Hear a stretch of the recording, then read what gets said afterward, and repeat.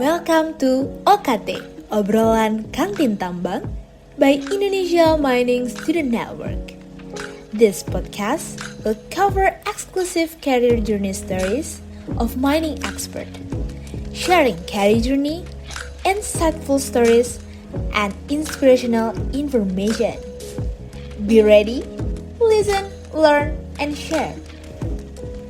Halo Sobat Miners, selamat datang di podcast obrolan kantin tambang, tentunya yang bakal bantu kamu menemukan inspirasi dan perspektif baru. Di sini kita bakal bahas cerita-cerita menarik, tips praktis, dan tentunya hal-hal keren yang bisa bikin hidupmu jadi lebih berwarna.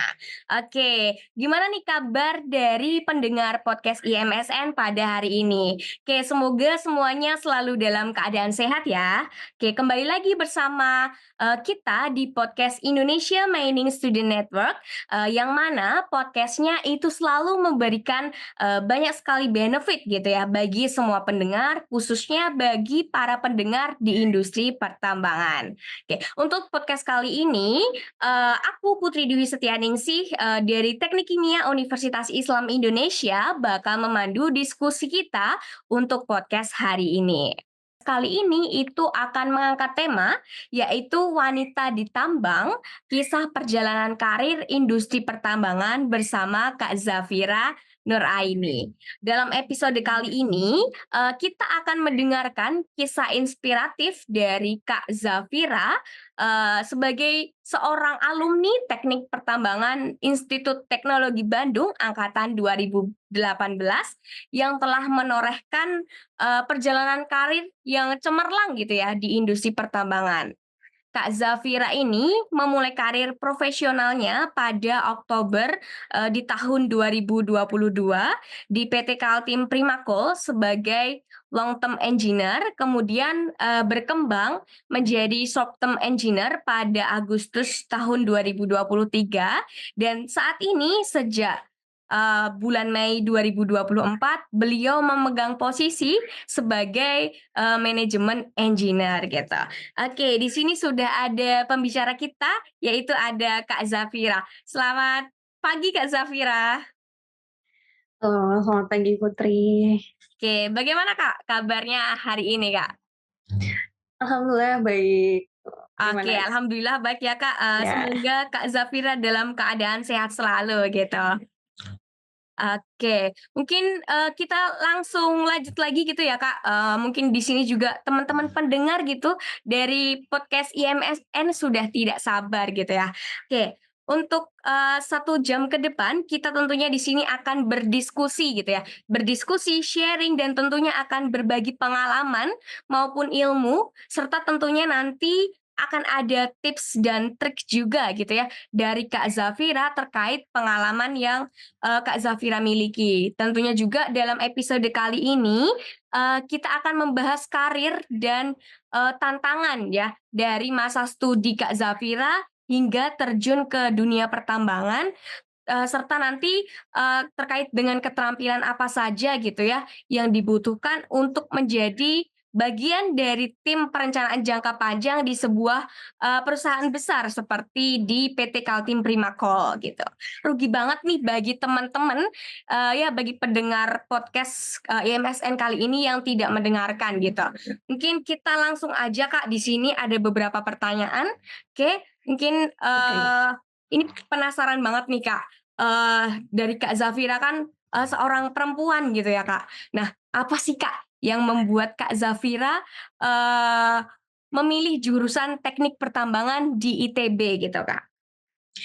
Oke, jadi, awal aku akhirnya memilih teknik pertambangan, pastinya tuh sebenarnya mah waktu di ITB gitu. Cuma perjalanan dari menentukan memilih teknik itu waktu saya masuk SMA.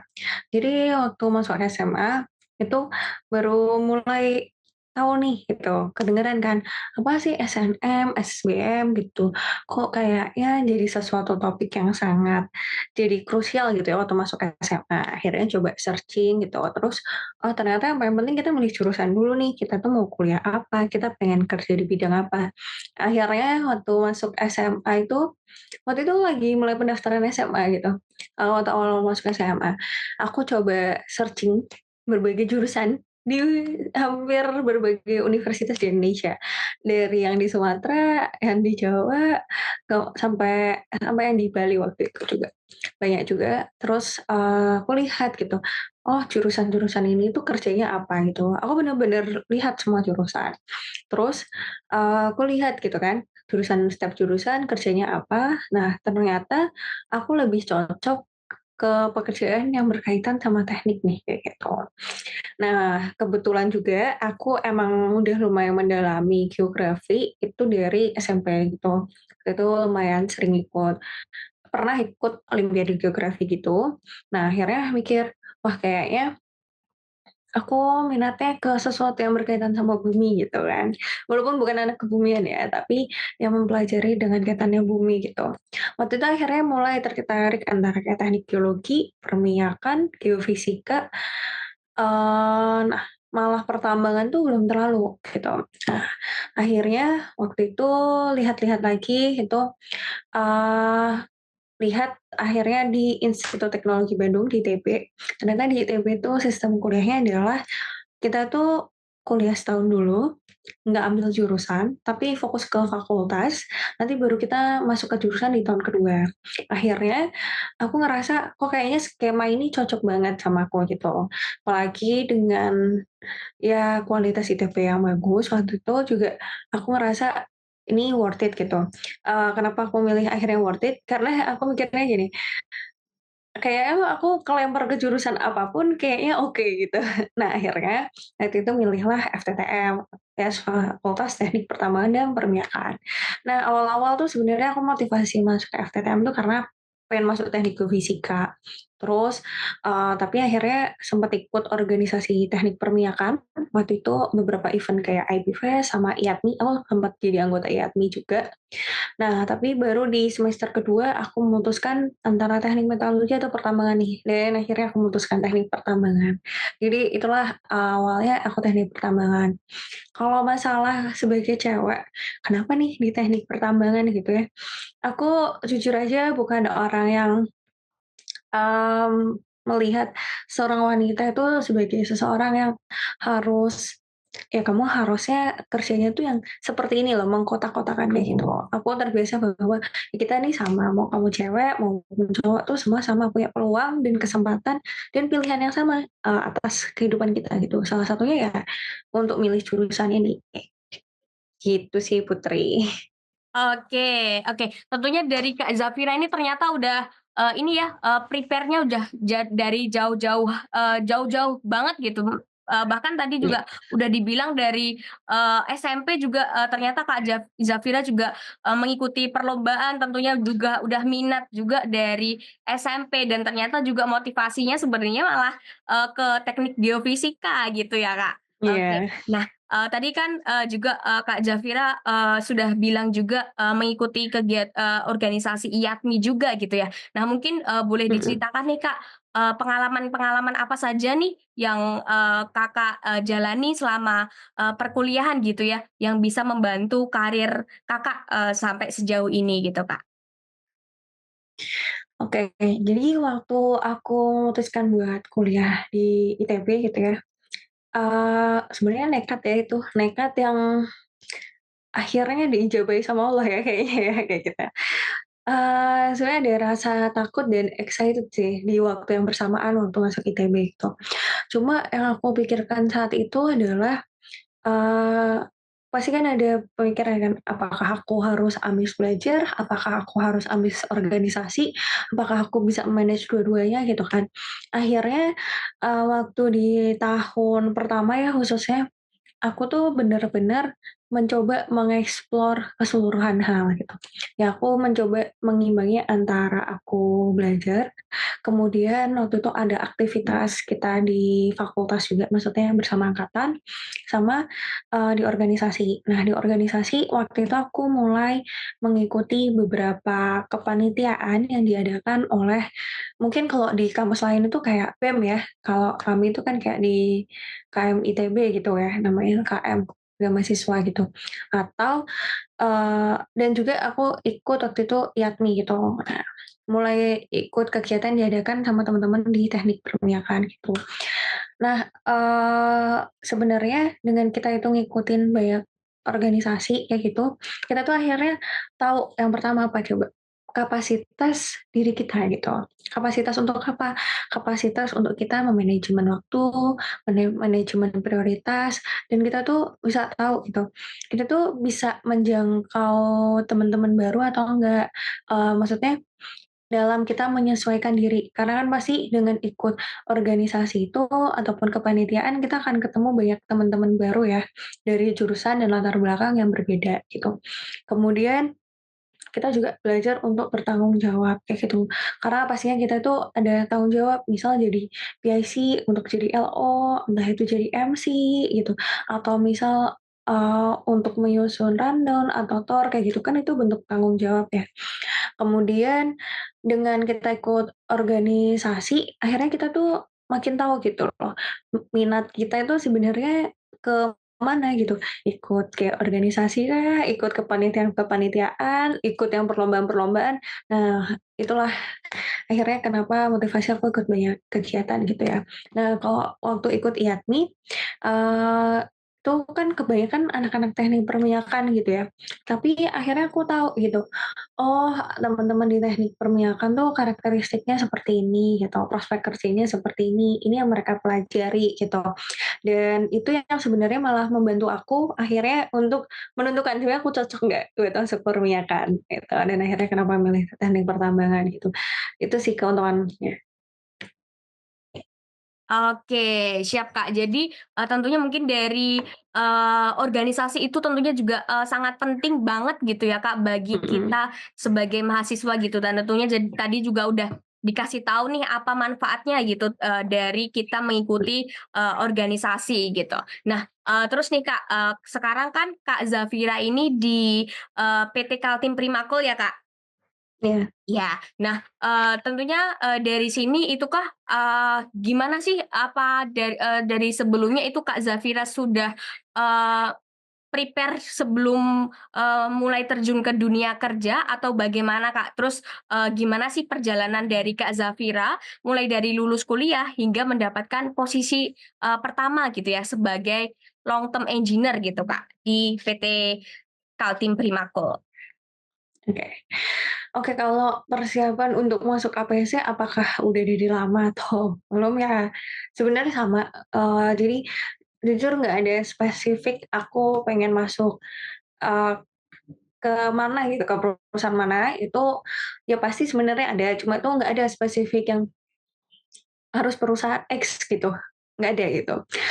Karena aku sadar bahwa saat aku lulus experience aku tuh nol gitu. Entah walaupun kita pernah ikut organisasi, perlombaan gitu, tapi untuk experience bekerja, sebenarnya nol gitu. Walaupun mungkin pernah ikut proyekan dosen, ya itu lumayan membantu gitu.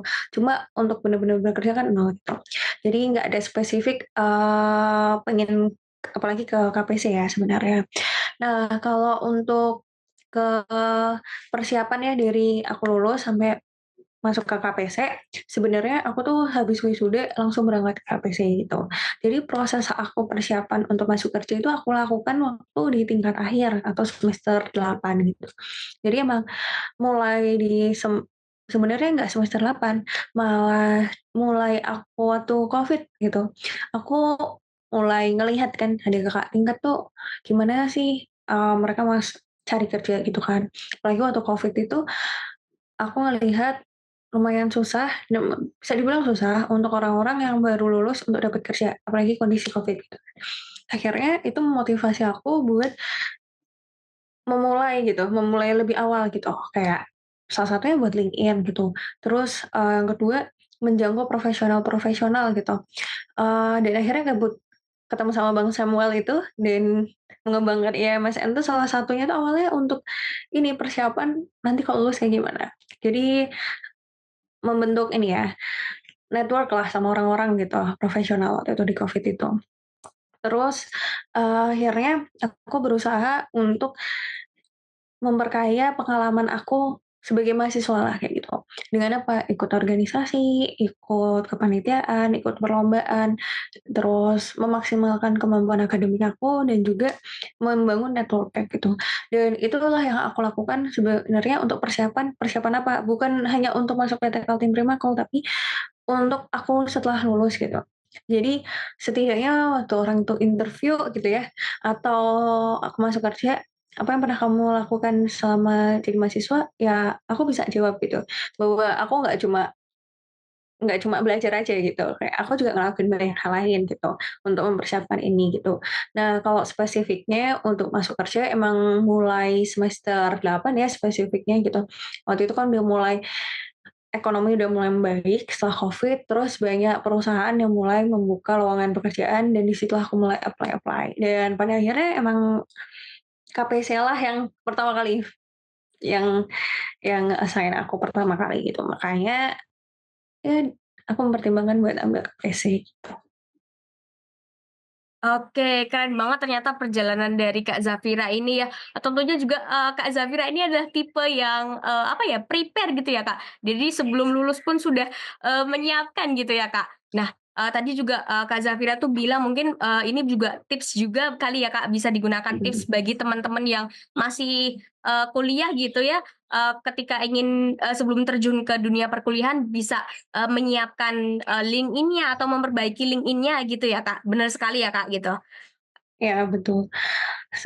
Dan menurut aku jangan cuma fokus ke LinkedIn-nya ya, kayak gitu. Jadi menurut aku LinkedIn itu sebenarnya suatu media gitu. Cuma coba fokus, takutnya tuh kadang tuh ada orang yang fokus hanya apa ya, kayak memperbagus LinkedIn-nya gitu, tapi nggak dapat esensinya apa gitu. Jadi, ya udah cobalah kayak misal, Putri gitu ikut IMSN gitu, ya udah coba fokus di IMSN apa yang bisa dapat gitu. Jadi, mungkin kalau di LinkedIn kan yang bisa ditulis cuma, "Oh di IMSN posisi sebagai ini, pernah ini," gitu kan. Cuma kan pasti usahain dapat lebih dari apa yang bisa kamu tulis gitu. Itu sih yang paling penting gitu. Oke, siap, Kak. Selain itu tentunya juga, tadi ya, Kak, dari Kak Zafira udah bilang juga, termasuk juga relasi atau networking gitu ya, itu sangat penting sekali gitu. Nah, terus juga ini, Kak, penasaran sih, Kak, apa sih, Kak, tantangan yang mungkin, selama, perjalanan karir Kak Zafira gitu ya, yang menjadi tantangan terbesar gitu, hingga saat ini juga gitu, khususnya juga, sebagai seorang wanita gitu, Kak? Oke, mungkin ada 2 poin ya untuk ini ya. Jadi tantangan, untuk saat masuk kerja sama yang kedua sebagai wanita. Oke, aku jawab dulu yang pertama. Jadi, kalau tadi Putri ngelihat aku tuh prepare kayak gitu, karena jujur waktu kuliah timeline itu jelas kan. Kita tuh bulan sekian kita masuk semester berapa, apa yang kita lakukan gitu. Tapi berbeda dengan saat kita bekerja gitu. Saat kita bekerja, timeline-nya itu ya kita kayak udah masuk kerja aja gitu. Kita masuk kerja. Emang ada beberapa namanya kompetensi yang harus kita penuhi gitu. Ada deadline, project atau tugas gitu juga ada gitu. Cuma itu akan sangat berbeda dengan waktu kita berkuliah gitu, proses timeline-nya apa yang kita evaluasinya kayak gitu. Nah, waktu udah masuk kerja, yang jadi tantangan pertama itu adalah lingkungan sebenarnya, lingkungan. Jadi walaupun saya udah pernah ikut, berbagai organisasi gitu ya, kepanitiaan ketemu teman-teman, tapi mostly yang kita temui itu tetap teman-teman seangkatan ya, atau yang masih sama-sama kuliah gitu, atau kurang lebih jauh lah, kurang lebih sama lah, maksudnya kayak alumni yang nggak terlalu jauh gitu. Ya beberapa kali mungkin ada yang jauh lebih senior gitu, tapi kan nggak banyak. Nah saat aku masuk ke KPC ini, gap antara GDP aku dan GDP sebelumnya aja udah hampir mungkin terpaut 5 tahun gitu. Jadi itu aja udah jauh ya, apalagi ke yang sebelumnya. Jadi yang sebelumnya pun gap kita sangat-sangat jauh gitu, dan itu membuat perspektif kita kadang berbeda gitu. Kadang kan suka ada ini ya, kayak celetukan gitu ya, "Ah, generasi Z nih beda ya," kayak gitu. Jadi kalau ke generasi milenial masih gitu, masih sama gitu. Nah kalau generasi yang lebih atasnya lagi, nah itulah jadi tantangan juga buat kita komunikasi gitu kan.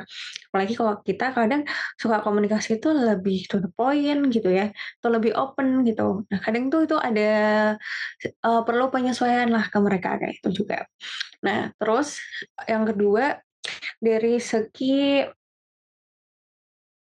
Eee, apa yang kita pelajari atau pekerjaan yang kita lakukan, kayak gitu. Jadi waktu aku masuk kerja di sini, aku dapat misal beberapa pekerjaan gitu ya.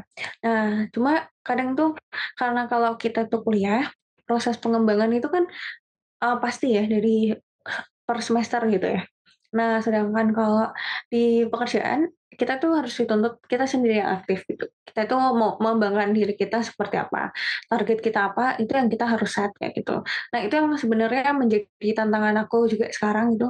Jadi gimana caranya di tengah, tugas-tugas atau kewajiban yang aku harus laluin, aku juga harus berusaha ngembangin diri aku gitu. Ya, itu sih mengembangkan kapabilitas yang aku milikin untuk ibaratnya memperkaya diri aku ke level berikutnya itu. Nah, itu tuh yang jadi tantangan kan dan sebenarnya kewajiban yang harus kita lakukan gitu. Nah, untuk menyeimbangkan itu, nah itulah perlu, eee, penyesuaian gitulah ibaratnya saat kita bekerja. Terus yang ketiga, kalau tantangannya lagi itu adalah mungkin rutinitas ya sehari-hari ya. Jadi kalau, nih yang di Kaltim Prima aku ini, rosternya kan lokal ya, jadi mostly liburnya nggak akan sebanyak seperti teman-teman yang di roster gitu. Cuma emang kita tuh weekend libur gitu. Nah, itu menjadikan tantangan juga, kami misal yang single, kemudian posisi mungkin keluarga nggak di sini gitu ya. Nah, jadi frekuensi untuk bertemu keluarga jauh lebih sedikit dibandingkan teman-teman yang roster. Itu juga menjadi salah satu tantangan sebenarnya gitu. Kemudian kalau sebagai wanita di tambang, itu yang pertama, tantangannya adalah soal gimana kita menempatkan diri, ya. Jadi walaupun kita semisal di waktu kuliah, itu mayoritasnya itu laki-laki, dan di tempat kerja juga sama, tapi proses penempatan dirinya pun bisa dibilang berbeda. Kenapa? Karena waktu kita berkuliah, mostly teman-teman kita itu kan, apa ya, berada di level yang sama, maksudnya kita itu sama-sama satu angkatan gitu kan. Nah, tapi kan kalau di sini misal waktu, saya gitu ya, aku gitu di short term gitu, ketemu sama teman-teman operator atau supervisor gitu. Pasti cara penempatan diri aku sebagai wanita juga harus berbeda, cara aku nge-adjust diri aku juga berbeda gitu, dibandingkan misal aku ngomong sama temen-temen yang, misal waktu aku di long term atau di kontrak akan berbeda juga gitu. Kenapa gitu? Karena ya cara berkomunikasinya berbeda, mereka kan lebih lepas gitu ya. Nah, itulah kenapa menempatkan diri itu perlu dan meng-adjust diri kita ini sebagai cewek juga perlu. Eee, Memang betul kita harus melindungi diri atau membatasi diri, tapi ada kalanya kita harus bisa melihat dari perspektif mereka gitu, bahwa nggak selalu kalau mereka tuh ngomongnya lebih open gitu, mereka tuh mau melakukan yang aneh-aneh ke kita atau kayak gimana. Nah, jadi kita tuh berusaha lebih humble aja gitu. Nah, jadi kita harus sedikit mengubah ini ya, perspektif kita gitu lah, jangan terlalu negative thinking gitu. Nah, tapi juga jangan terlalu kita to welcome gitu. Nah, kita harus tahu kapan menempatkan boundary kita gitu. Jadi kapan kita harus tegas, kadang kita harus lebih, humble kayak gitu. Nah, disitulah tantangan menurut aku sebagai wanita. Kemudian sebagai cewek ibaratnya itu jangan terlalu baper. Jangan terlalu baper tuh penting, soalnya ya itu tadi, kalau kita misal ketemu sama teman-teman di lapangan kadang ngomongnya kan kayak langsung to the point gitu ya, kita juga harus bisa mengendalikan mood kita gitu, apalagi kita tahu kan cewek oh kadang kita lagi PMS, kadang kita enggak, kita kita harus paham gitu fluktuasi hormonal kita juga dan berusaha untuk memahami bahwa apa ya, perkataan mereka itu ya udah kita ambil intinya aja gitu, intinya aja gitu, positifnya aja atau intinya aja gitu, agar nggak terlalu jadi beban di perasaan kita kayak gitu. Itu sih yang paling penting. Jadi menempatkan boundary, terus perspektif kita, sama yang ketiga jangan terlalu baper dulu gitu. Itu yang paling penting. Oke, siap, Kak. Jadi emang, gitu ya, menempatkan diri itu juga, penting banget gitu ya bagi kita, apalagi kita sebagai seorang perempuan gitu juga gitu ya, Kak. Nah, ini juga, Kak, tadi kan, Kak Zafira juga, banyak ya tadi mulai dari long term kemudian ke short term gitu ya. Nah, bisa diceritakan juga nggak, Kak, gimana, detail tanggung jawab dari, Kak Zafira gitu dan proyek-proyek apa saja yang dikerjakan Kak Zafira? Mungkin mulai dari long term itu bagaimana tanggung jawabnya, kemudian juga, short term itu tuh juga bagaimana tanggung jawabnya gitu, Kak. Oke, mungkin aku akan menjelaskan lebih singkat ya ke tanggung jawab singkatnya. Jadi kalau di long term itu sebenarnya posisi pertamaku di sini, itu bertanggung jawab ya seperti pendefinisiannya atau perencanaan pertambangan untuk jangka panjang gitu, atau sampai kita life of mine gitu, sampai akhir, eee, tambang di sini gitu. Nah, jadi kita akan bertanggung jawab proses perencanaan dari awal kayak mau mengukur berapa sih cadangan kita gitu, awal dari pit yang akan ditambang gitu atau pit yang udah ada gitu. Nah, kemudian kita buat desain pitnya, kemudian kita akan mengesain lagi gitu, men-schedule, perencanaannya kayak dari kuartal ke tahunan juga, kemudian nanti kita ukur lagi gitu, berapa akhirnya, benar-benar bisa ditambang dari tadi ya, desain pitnya tadi, ya kan. Desain pit itu tuh nanti juga kita assign-kan ke teman-teman geotek gitu, sehingga nanti berapa total cadangan yang benar-benar bisa diambil gitu ya, yang bisa kita ambil, itu nanti yang baru kita schedule-kan, kayak gitu. Atau kita scheduling gitu. Nah nanti, eee, baru desain itu nanti akan kita berikan ke teman-teman yang ada di PIT, kayak gitu. Itulah kalau long term kurang lebihnya seperti itu. Jadi merencanakan pertambangan dari total yang ada sampai nanti yang benar-benar bisa diambil, singkatnya seperti itu. Nah, sampai akhir, tambang di sini, kayak gitu sih. Kalau untuk short term, itu kebalikannya. Jadi kita udah dapet desain, kita udah dapat berapa total produksi, target produksi, setiap bulannya, kayak gitu. Nah, kita yang mengimplementasikan di lapangan.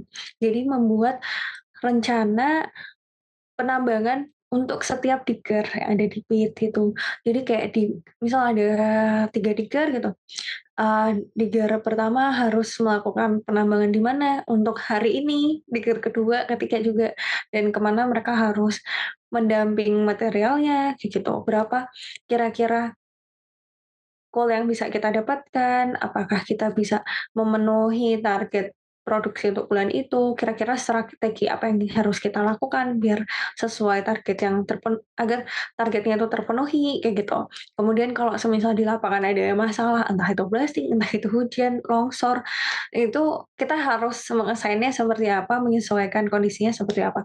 Jadi kalau short term, kita benar-benar adjust to kondisi di lapangan gitu. Kita punya target nih, jadi apa yang kita bisa lakukan buat memenuhi target kayak gitu. Tapi kalau di long term, ya kita nggak terlalu berhubungan dengan lapangan, kita lebih fokus ke perencanaan jangka panjangnya aja. Ke lapangannya sesekali kayak gitu. Paling kalau ada isu atau kita melakukan monitoring rutin aja kalau untuk long term kayak gitu. Nah disitulah bedanya ya, yang ini agak lapangan banget, kok ini bener-bener fokus ke perencanaan gitu. Oke, Kak, berarti emang, dari long term ataupun short term itu adalah benar-benar, apa ya, divisi yang paling, penting juga gitu ya, tentunya penting banget di pertambangan gitu. Nah terus, di sini, aku penasaran banget nih, Kak, tadi kan, di awal juga, udah dijelasin gimana gitu ya karir dari Kak Zafira. Nah, apa sih Kak yang sebenarnya mendorong nih Kak Zafira untuk beralih dari, peran gitu ya sebagai, short term ke posisi sebagai manajemen engineer gitu Kak? Oh, oke, posisi sekarang tuh sebenarnya kontrak admin dan manajemen ya, di kontrak gitu. Jadi kalau itu sebenarnya bukan aku yang minta juga, tapi ini, jadi perpindahan aku dari long term, kemudian ke short term dan ke kontrak itu di-assign dari tim HR atau dari HR gitu ya. HR bersama dengan para kepala sekolah atau kayak semacam GM gitu di sini, eee, di mana aku akan ditempatkan. Jadi ini sebenarnya aku masih dari bagian masih dalam proses, graduate program ya di KPC itu. Nah, salah satu bagian programnya adalah rotasi gitu. Jadi setiap kurang lebih 8 sampai 9 bulan sekali gitu, kadang agak maju mundur, itu aku akan dirotasi gitu. Nah, di posisi yang ketiga ini aku dikontrak, tuh. Oke Kak, oke. Jadi kalau misalkan, GDP di, KPC itu ada ini ya Kak, rotasi gitu ya? Dari mungkin waktunya sampai 8 sampai 9 bulan gitu Kak? Iya betul. Oke. Nah itu kira-kira, biasanya, sampai, berapa kali gitu Kak? Ada ketentuannya nggak itu untuk rotasi gitu? Oke, kalau rotasi untuk graduate ya, graduate program itu tergantung ke bidangnya masing-masing. Jadi di sini, graduate programnya itu nggak cuma mining ya. Nah, jadi ada mining, ada teman-teman dari geologi and civil, ada teman-teman dari mesin, ada teman-teman juga yang mungkin dari finance gitu. Nah, mereka punya program rotasinya masing-masing. Oke, jadi sesuai dengan, ibaratnya user-nya. User-nya mau merotasikan kapan. Nah, untuk mining sendiri itu kita emang rotasinya tadi ya setiap 8 atau 9 bulan. Nah, sampai kapan? Waktunya sebenarnya 2 tahun. Nah, jadi sebenarnya ini adalah posisi rotasi terakhir aku di graduate gitu, di kontrak. Setelah ini ya akan kembali ke posisi awal masing-masing gitu. Atau posisi yang di-assign-kan lah kayak gitu. Nah, kalau di KPC sendiri sebenarnya kalau rotasi itu nggak terbatas untuk graduate ya, tapi untuk engineer ataupun senior engineer semuanya ada rotasi sebenarnya, seperti itu. Nah, tinggal waktunya aja itu tergantung dari tim HR gitu. Kalau untuk senior sama engineer ya kayak gitu. Oke, Kak. Nah, sekarang kan, berarti Kak, Zafira itu, posisinya lagi di manajemen engineer gitu ya. Nah, keterampilan apa saja sih, Kak, yang, menurut Kak Zafira itu, penting gitu? Dan kemudian, gimana gitu ya peran ini itu berbeda dengan peran sebelumnya gitu, Kak? Oke. Kalau di posisi sekarang di kontrak admin itu jujur emang sangat berbeda dengan kedua posisi yang sebelumnya, di long term ataupun short term. Karena di kontrak admin ini aku nggak terlalu berhubungan dengan proses produksi gitu, ataupun perencanaan. Di sini aku tuh fokusnya ke reporting gitu. Jadi, eee, kalau boleh aku jelaskan sedikit ya, jadi kalau di KPS itu kan penambangannya itu dilakukan oleh 2 divisi ya, yang berbeda. Yang satu, mining operation, jadi KPC itu ibaratnya menambang sendiri. Kalau yang kedua, kontrak mining, itu kita menggunakan kontraktor. Jadi emang ada pit yang ditambang sendiri oleh KPC, ada yang dengan kontraktor. Nah, saat ini aku di kontrak, ya kan. Jadi di kontrak mining itu jadi sistem nambangnya kita yang nambang tuh teman-teman kontraktor kan. Nah, di situ aku yang merekap report report mereka dan melaporkannya ke tim manajemen. Jadi tugas aku tuh fokusnya di situ gitu dan analisis data. Jadi lebih kayak, data analis sih di sini gitu. Jadi fokus ke pengembangan, reporting gitu, digitalisasi, kemudian juga data analis gitu. Jadi jujur emang sangat berbeda kayak gitu. Di sini aku lumayan bisa dibilang, sangat sering bersentuhan dengan digitalisasi dan transformasi digital gitu-gitulah.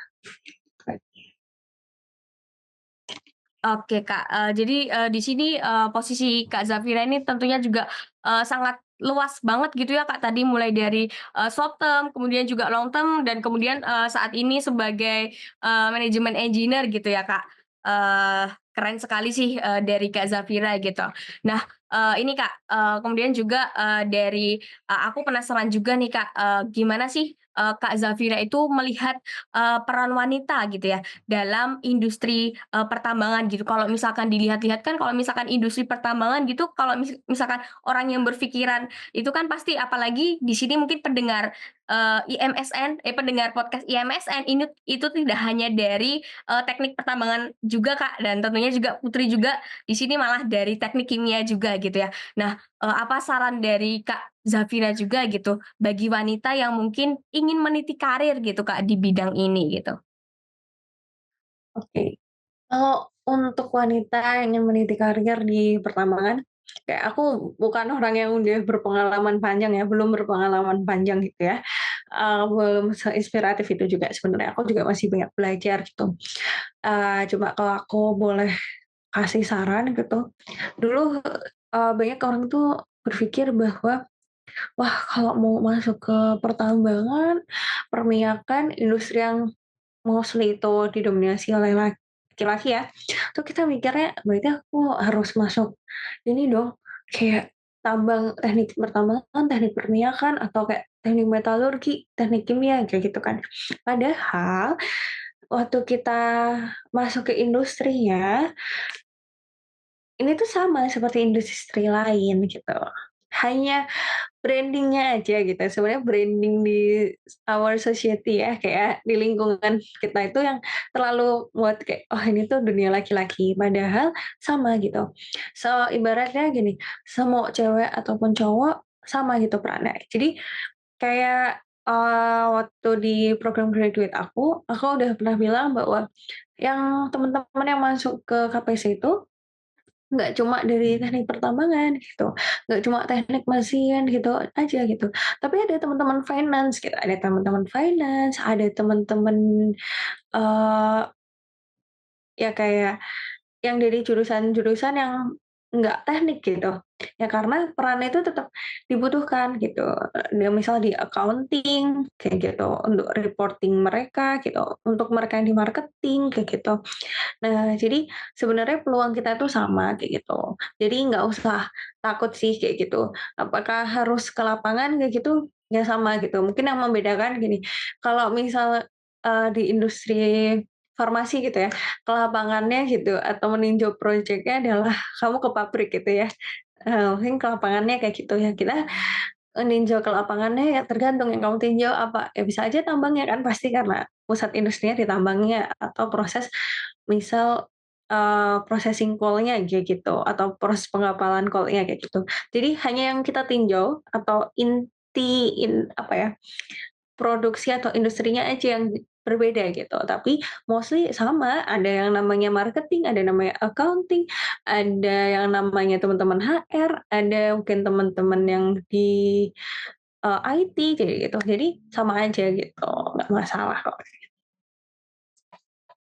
Oke, siap Kak. Jadi di sini mungkin juga, membuka pandangan teman-teman gitu ya yang mendengarkan podcast ini gitu ya. Jadi, di industri pertambangan itu tentunya, berbagai jurusan gitu ya. Tidak hanya teknik saja apalagi teknik pertambangan, tapi, semua jurusan itu, berpeluang besar gitu untuk bisa, masuk di industri pertambangan gitu. Karena juga, semua jurusan itu saling, apa ya, dibutuhkan gitu ya Kak. Oke. Nah, terus ini Kak, apa sih Kak, momen mungkin ya, yang paling membanggakan gitu dalam karir Kak Zafira, sejauh ini dan, bagaimana momen, tersebut bisa memotivasi, Kak Zafira hingga saat ini buat terus maju gitu, Kak? Eee, Paling membanggakan ya, mmm, mungkin yang paling aku syukuri kali ya buat saat ini gitu, itu adalah saat aku berpikir bahwa, wah orang-orang ini banyak ya baru berapa bulan udah ini kayak pindah perusahaan atau kayak gimana gitu ya. Cuma, jadi aku berpikir kayak, mungkin aku kan orangnya bosenan ya, jadi aku bisa bilang jangan-jangan cepet juga gitu, ternyata enggak kayak gitu. Maksudnya ternyata aku bisa bertahan di waktu yang ya belum yang selama itu, cuma maksudnya untuk di program ini aku merasa dengan liku-liku yang ada, aku bisa bertahan di sini itu salah satu hal yang aku syukurin sih gitu. Dan yang paling penting adalah saat aku akhirnya berusaha untuk menyesuaikan diri, diriku di situasi yang sangat berbeda gitu di pekerjaan ini, saat bekerja itu dari kuliah itu. Itu salah satu hal yang aku syukurin sih gitu. Saat aku juga, bisa memperkaya perspektif diri aku gitu, misalnya khususnya, sebagai wanita ya di tambang gitu. Eee, Tadi kan sebenarnya aku ngasih tips ya gitu ya, tapi apakah aku pernah misal struggle gitu sebagai wanita di tambang? Pasti pernah kayak gitu. Banyak sekali yang, struggle yang aku alamin gitu, yang akhirnya mungkin bisa memberikan aku pembelajaran tadi yang bisa aku sharing itu, ya itu salah satu hal yang aku syukuri gitu, bisa melewati hal-hal yang sulit tadi, menyesuaikan diri, melewati itu, sampai ke posisi sekarang yang lebih settle, ya itulah yang aku syukuri. Oke, tentunya tadi juga, tips-tips dari Kak Zafira itu adalah juga dari pengalaman yang diambil dari Kak Zafira dan, itu juga diambil buat, bisa di-share gitu ya Kak, buat, teman-teman pendengar dari podcast, IMSN kali ini, oke. Nah, sejauh ini juga Kak, pelajaran atau prinsip, apa gitu ya Kak, yang penting bagi Kak Zafira, pelajari dari, bekerja di KPC dan bagaimana prinsip tersebut bisa membantu, menjalani tantangan pekerjaan, Kak? Oke, kalau apa, prinsip yang bisa aku pegang ya, kayak gitu sampai sekarang kayak gitu, eee, lebih ke fokus ke apa yang ingin kita capai, Kak. Fokus ya ke apa yang ingin kita capai, kenapa gitu, karena kita tidak berada pada proses kayak kita nggak lagi race lari gitu. Jadi fokus aja ke diri kita gitu. Apapun misal walaupun kita punya kompetensi yang harus kita penuhi, kita punya, eee, kewajiban tadi ya, kewajiban yang harus kita lakukan saat bekerja kayak gitu. Tapi balik lagi fokus ke diri kita gitu. Maksudnya apa? Misal, aku gitu, ya di posisi aku sekarang, di tengah target atau pekerjaan yang harus aku lakukan, ya aku coba fokus ke pengembangan diri aku gitu, ya udah fokus aja ke apa yang ingin aku capai, kayak gitu. Nah, dan lakukan yang terbaik dari apa yang bisa kita lakukan, kayak gitu. Kemudian yang ketiga, adalah yang satu kan tadi fokus ya ke apa yang ingin kita lakukan, apa yang ingin kita capai, yang kedua lakukan yang terbaik yang apa yang bisa kita lakukan. Yang ketiga, yang ini tuh bisa dibilang kebalikannya sama yang kedua. Cuma yang ingin aku share adalah, aku mempelajarin bahwa sebaik-baiknya kita merencanakan, sebaik-baiknya kita telah berusaha, baik lagi hasil itu selalu di luar dari kemampuan prediksi kita gitu ya. Kadang hasilnya bisa baik, kadang enggak kayak gitu. Nah, yang ketiga adalah gimana kita menerima apapun hasil itu untuk menjadikan itu evaluasi diri kita, seperti itu.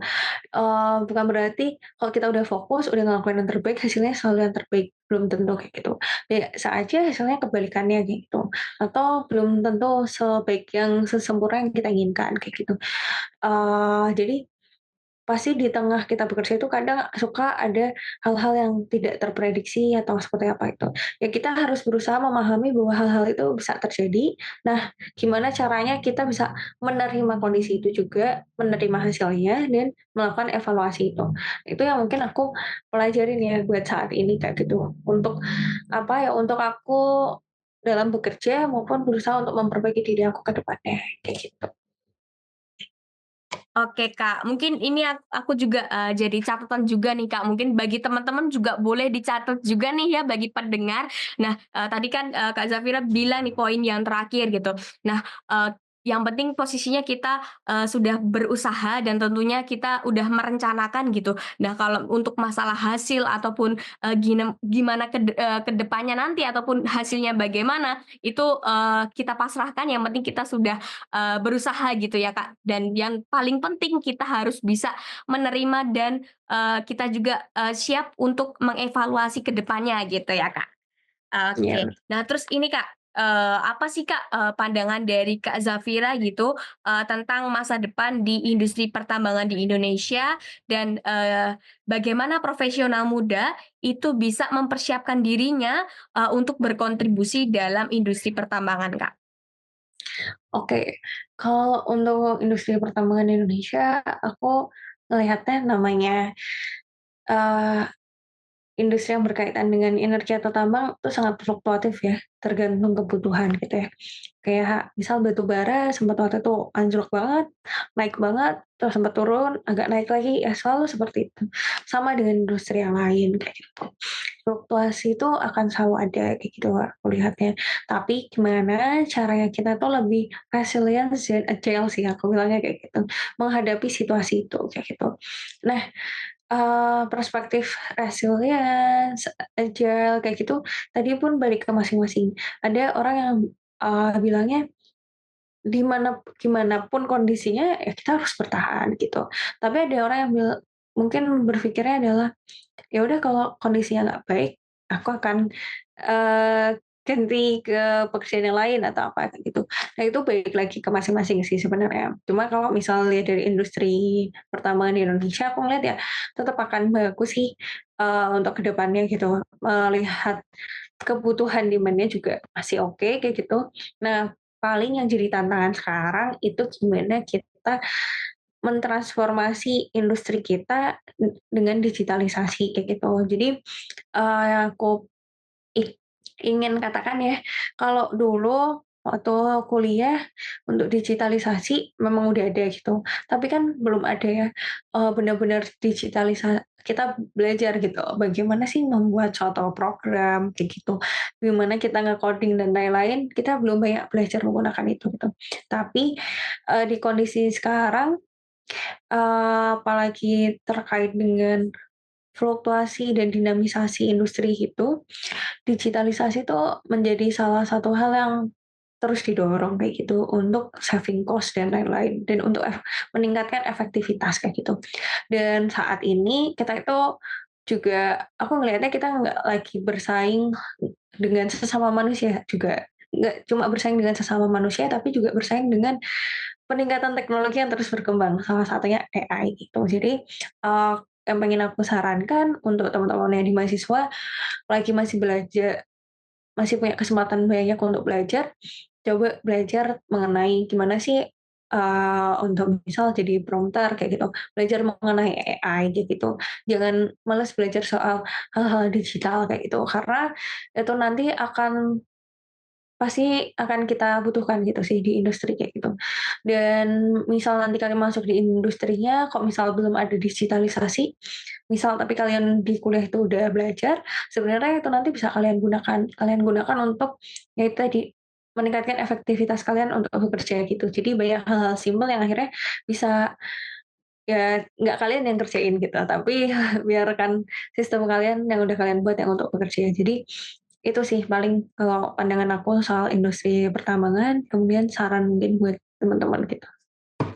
Oke Kak, berarti sekarang untuk saat ini memang, udah canggih juga ya, jadi kita juga, digitalisasi dan teknologi itu juga, sangat penting sekali gitu ya bagi teman-teman juga mungkin bisa, mulai dipersiapkan gitu ya. Nah mungkin juga, aku juga penasaran nih Kak, dulu waktu mungkin, sebelum bekerja gitu ya, Kak Zafira itu sempat mengikuti training atau, fokus belajar terkait dengan teknologi gitu juga atau bagaimana Kak?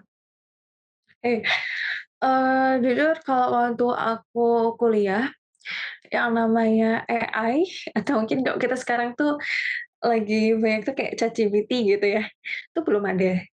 Jadi kalau masalah AI kayak gitu, tuh belum terlalu apa ya, hype gitu loh. Tapi kalau namanya kayak industri 4.0 dan lain-lain tuh udah ada transformasi, ke digitalisasi bla itu udah ada juga. Tapi aku ngelihatnya itu kayak hanya untuk beberapa perusahaan yang di kelas tertentu aja gitu yang udah melakukan itu gitu. Tapi setelah aku bekerja, nah itu waktu aku mulai masuk kerja baru tuh bermunculan tiba-tiba ada AI, ChatGPT, kemudian tiba-tiba ada, harus melakukan transformasi digital untuk berbagai pekerjaan kayak gitu. Dan jujur emang baru belajar tuh sekarang waktu bekerja gitu, heeh, gitu. Oke, Kak. Terus kan juga, Kak, sekarang ini kan juga, sudah banyak banget gitu ya, lembaga pelatihan atau training gitu. Nah, menurut Kak Zafira, penting nggak sih, Kak, sebenarnya, mungkin bagi kita sebagai mahasiswa atau, yang sebelum lulus gitu kita, mengikuti training mungkin ada juga yang kayak training, ahli K3 kayak gitu, Kak. Nah, menurut Kak Zafira, itu, penting nggak, Kak? Oke, kalau menurut aku, kalau kalian memang punya kesempatan untuk mengikuti training itu, lebih baik untuk kalian ikutin aja gitu. Karena jujur waktu aku dulu Covid, salah satu hal yang aku lakukan ya untuk mengisi waktu tuh kadang ikut seminar atau training kayak gitu sih. Nah, jadi dengan kalian ikut training gitu, ya at least kalian melakukan sesuatu yang produktif juga ya. Terus yang kedua, kalian nggak harus langsung mastering di hal itu gitu, harus langsung jadi ahli K3 atau apa. Tapi dengan kalian ikut training, kalian tuh tahu gitu, oh K3 itu apa? Karena kan 3 kan nggak cuma di tambang ya, tapi kan di seluruh industri kan emang ada standar K3 kan. Jadi kalian tahu, oh K3 itu apa, kayak gitu kan, semisal seperti itu. Atau misal kalian ikut training terkait AI gitu, kalian jadi tahu gitu, oh AI itu kayak gini dan seperti apa gitu. Dan pastinya itu bisa membantu kalian untuk bekerja nanti gitu, atau bahkan baru kuliah juga gitu kan. Jadi Oke, siap, Kak, oke. Mungkin bisa dicatat ya nih bagi, teman-teman pendengar semuanya gitu. Nah, tak terasa, Kak, kita sudah, mau 1 jam gitu ya, Kak. Tapi mungkin di sini masih ada beberapa pertanyaan mungkin ya, Kak, kita lanjutkan lagi gitu ya, Kak. Nah, tadi kan, Kak Zafira itu, masuk di, KPC gitu ya sebagai, GDP gitu. Nah mungkin, boleh diceritakan nggak sih, Kak, mungkin juga dari teman-teman pendengar di sini penasaran gitu, gimana sih sebenarnya proses seleksi gitu ya, dari Kak Zafira, hingga bisa, diterima gitu atau tahapannya itu apa saja gitu, Kak? oke, tahapan waktu seleksi KPC itu sebenarnya kurang lebih sama ya kayak perusahaan lain. Jadi ada kita ini ya, apa namanya, isi data diri sama ngasih CV dan beberapa dokumen gitu. Kemudian yang kedua, waktu itu ada tes psikotes sama ada tes bahasa Inggris atau IELTS. Waktu itu KPSC pakainya IELTS. Terus habis itu setelah kita lolos, kita dipanggil waktu itu ke tergantung kotanya mana, ada yang ke Jakarta, ada yang ke Surabaya, Jogja, terus Balikpapan, sama satu lagi itu Palembang apa ya kalau nggak salah. Nah nanti di situ kita itu tes, eee, tertulis, jadi sesuai dengan bidang masing-masing gitu, sama ada kita interview. Nah baru setelah kita interview dan juga tes tertulis lolos, kita ada tes MCO atau tes kesehatan, baru setelah itu lolos kita akhirnya dapat offering letter. Oke, berarti emang juga, secara umum gitu ya, tentunya ada psikotes juga, terus kemudian juga ada tes bahasa Inggris juga, dan juga nanti di akhir juga ada medical check up gitu ya, Kak. Nah, mungkin ada nggak sih, Kak, tips-tips gitu, dari, Kak Zafira biar, teman-teman di sini juga, bisa lolos dari semua tahapan seleksi gitu? Mungkin, tidak hanya mungkin buat KPC aja, mungkin untuk, di industri pertambangan lain gitu, Kak? Oke, kalau untuk tes psikotes itu sebenarnya banyak yang bisa buat kalian latihan ya. Kalian googling juga banyak kok halaman yang bisa buat kalian belajar gitu. Di YouTube juga ada, di Google juga ada banyak gitu. Kalian bisa gunakan itu untuk belajar. Kemudian untuk tes bahasa Inggris, eee, banyak juga website yang bisa website dan juga kayak di YouTube juga yang bisa kalian gunakan buat belajar. Misal untuk kalian writing, untuk kalian speaking, untuk grammar-nya kayak gitu, itu baik juga.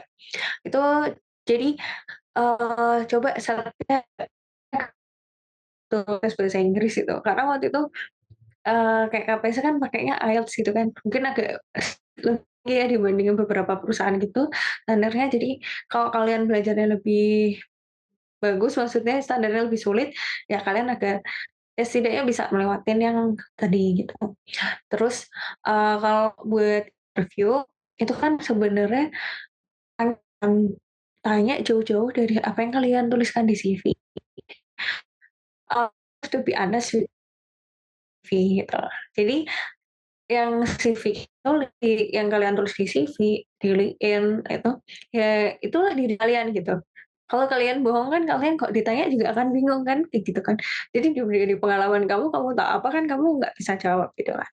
Nah tapi kalau itu pengalaman kalian, ya kalian bisa tahu gitu. Terus coba, belajar untuk bisa public speaking ya, maksudnya gitu.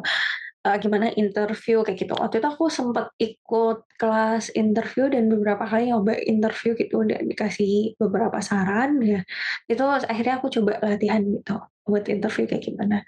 Kemudian, oh ya tadi lupa ya buat CV atau resume tadi, kalian tuh, tergantung kalian tuh mau ikutin standar apa gitu.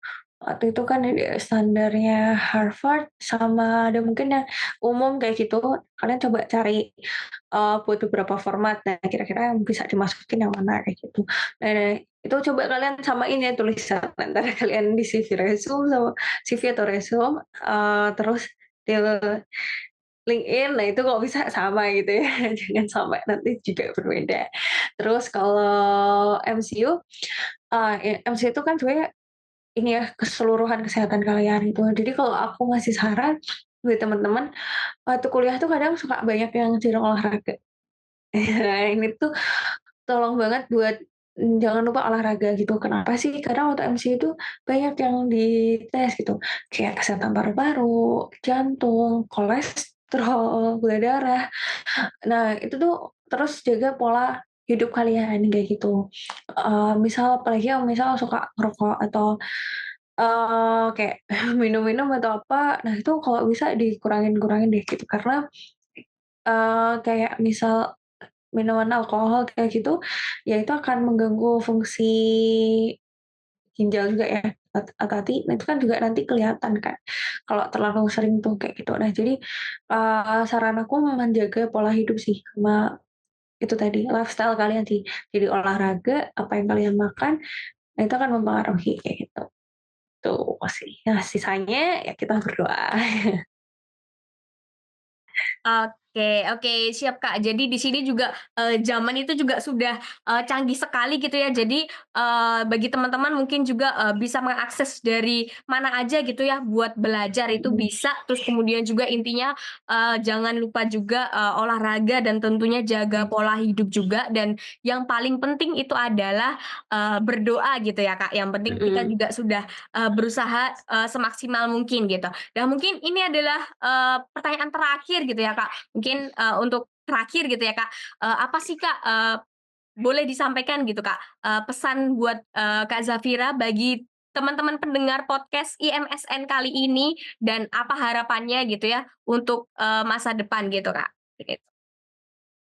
Oke, karena kayaknya pendengar podcast ini mostly mahasiswa ya. Aku saran aku buat kalian mumpung masih jadi mahasiswa, ini tuh sebenarnya tuh salah satu pesan yang disampaikan oleh dosen aku ya, beberapa dosen aku.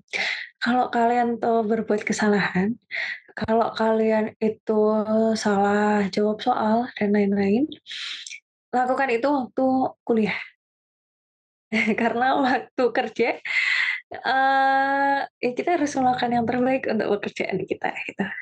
Jadi, eee, manfaatkan waktu kuliah kalian emang buat belajar gitu, untuk ibaratnya untuk melakukan kesalahan dan berusaha memperbaikinya, kayak ya belajar tadi untuk kalian networking, untuk kalian buat pengalaman, untuk kalian, eee apa ya, perluas wawasan kalian kayak gitu. Nah, kalian coba lakukan kayak gitu. Karena, itu akan memberikan banyak perspektif, kemudian pengalaman, dan bahkan namanya networking ya, itu menurut aku, sangat membantu sih. Jadi kayak kemanapun kalian, kalian tuh kayak tetap ada seseorang yang bisa kalian hubungin gitu. Dan kadang kita nggak tahu bantuan kita dari temen yang dari mana gitu. Dan kalian misal Putri ikut IMSN gitu, walaupun misal kita belum pernah ketemu, tapi one day bisa aja kita, berhubungan gitu, bisa langsung berhubungan baik gitu di suatu proyek atau pekerjaan, kita nggak akan tahu gitu. Jadi itulah manfaatkan waktu-waktu kalian waktu mahasiswa gitu, karena menurut aku kalau misal beberapa orang bilang, waktu ore orang-orang di senior aku bilang, waktu kalian sebagai graduate atau umur-umur masih 20-an gini tuh waktu emas kayak gitu. Nah, buat aku yang sekarang di waktu emas ini, aku juga bisa bilang, kalian yang di mahasiswa itu kayak waktu emas kalian gitu. Kalian tuh bebas mencoba sesuatu, kalaupun ada yang salah kalian masih bisa memperbaiki gitu, seakan-akan seperti itu.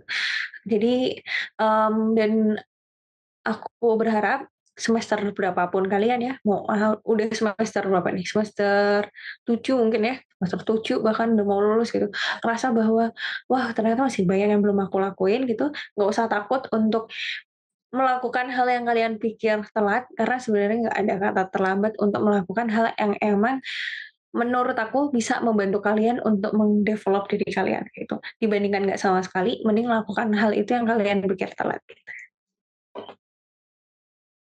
Oke, siap, terima kasih Kak Zafira gitu ya, buat, pesannya bagi teman-teman pendengar semuanya gitu ya. Dan itu tadi, adalah penutup gitu ya dari Kak Zafira. Tentunya juga, terima kasih banyak Kak Zafira sudah, meluangkan waktunya untuk, mengisi podcast pada hari ini gitu ya, luar biasa sekali.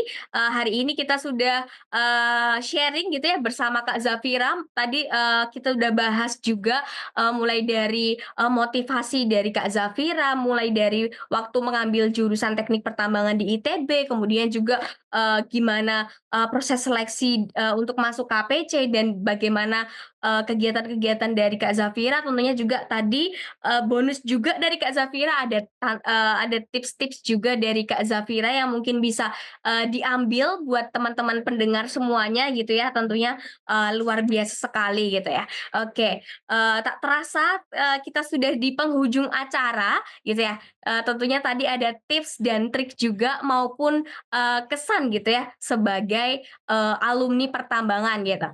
Terima kasih banyak, Kak Zafira dan, terima kasih juga buat teman-teman semuanya yang sudah mendengarkan episode kali ini, semoga pembahasan kali ini itu bisa memberikan insight gitu ya, baru dan tentunya bisa menginspirasi bagi teman-teman semuanya gitu, khususnya bagi para perempuan gitu ya, Kak, gitu. Dan, kalau kalian suka dengan, topik yang, dibahas, jangan lupa juga untuk, follow podcast ini supaya nggak ketinggalan gitu ya episode-episode, menarik berikutnya dan kalau ada hal yang ingin kalian tanyakan atau ingin didiskusikan itu tentunya, boleh banget feel free ya untuk, follow, dari podcast IMSN, dan tentunya juga teman-teman bisa, follow sosial media milik, Indonesia Mining Student Network. Kita tentunya juga, selalu senang bisa, mendengar pendapat dan cerita dari, kalian semua. Sampai jumpa di episode berikutnya. Ingat, hidup ini penuh dengan, kesempatan belajar, jadi teruslah untuk penasaran dan terbuka pada hal-hal baru. Sampai bertemu dan semoga hari-hari kalian, selalu penuh dengan inspirasi.